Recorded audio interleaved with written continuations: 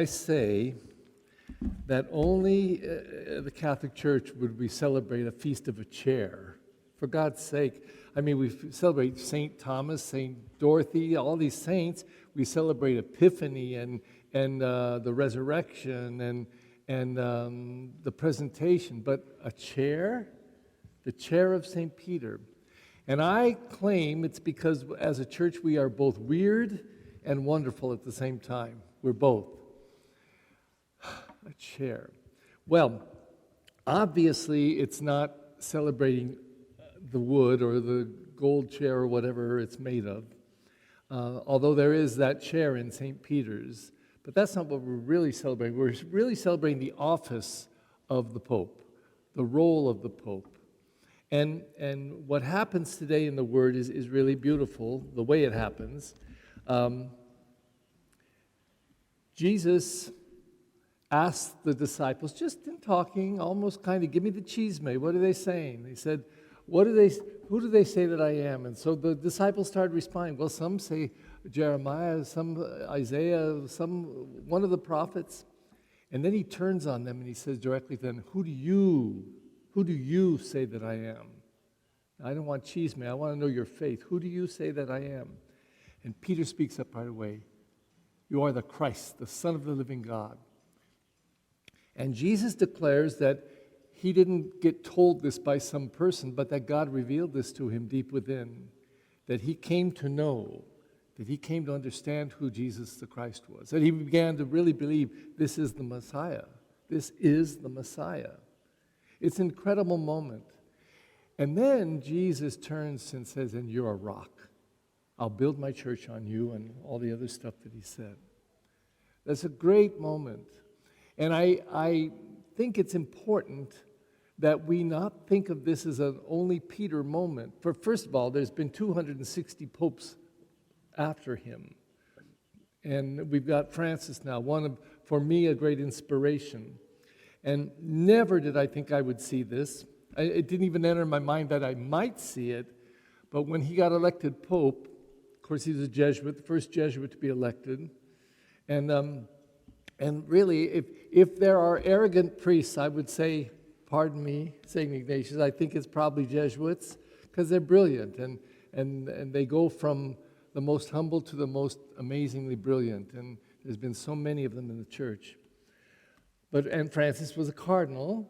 It's very rare. I don't know how many Jesuit cardinals there are, but I'm sure that's only a handful, if there are any more at all. And yet, when he got elected, he refused to wear the silly white shoes. He just wore his black shoes. He got back on the bus and went to the hotel where the bishops and the cardinals stayed, and paid his own bill with his own money. He didn't have to do any of that.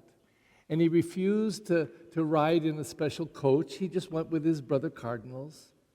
That's extraordinary. And even if it were all for show, which I don't believe, then it was a very good show, a jolly good show. But I think that's him. I really do. I think he's quite sincere. And I think that it was just in time that we would have such a pope in Rome. So we pray for him every day at every Mass, and I do personally because I just am grateful for him and what he has given to the church. But today, you'll notice that the chair really isn't mentioned in the prayers. It's all about Peter. It's almost as if Peter's the chair. But it's the oldest story. The king or queen or pope sits on the chair, and from that chair he decrees what will be decreed and what the people will do and believe and listen to and accept. And I find it quite extraordinary. After 2,000 years, we're still existing as a church with all the flaws we have, with all the mistakes, with all the scandals, with a period of 3 popes at one time and 2 popes at another time. We've lived through it all, and yet this chair somehow has survived. And so today we celebrate that here right in the midst of the Lenten season, and it's just because it's tied to this particular feast day.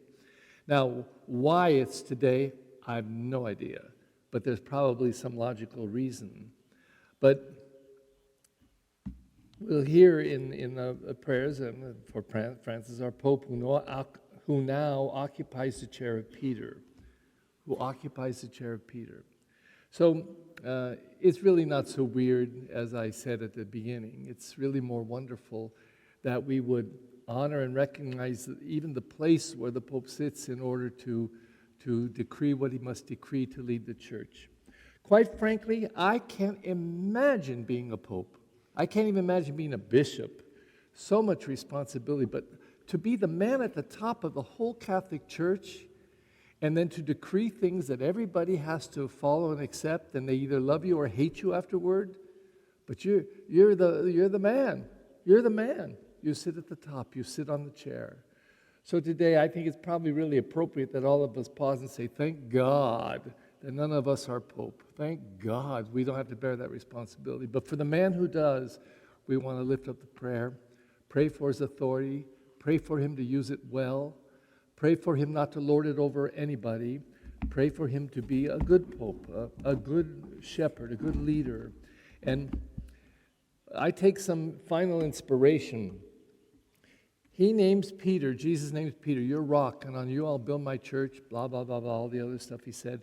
And then what does Peter do just before Jesus dies? He denies him 3 times. I don't know the man. I don't know the man. And finally, the 3rd time cussing his right. I told you I don't even know the man.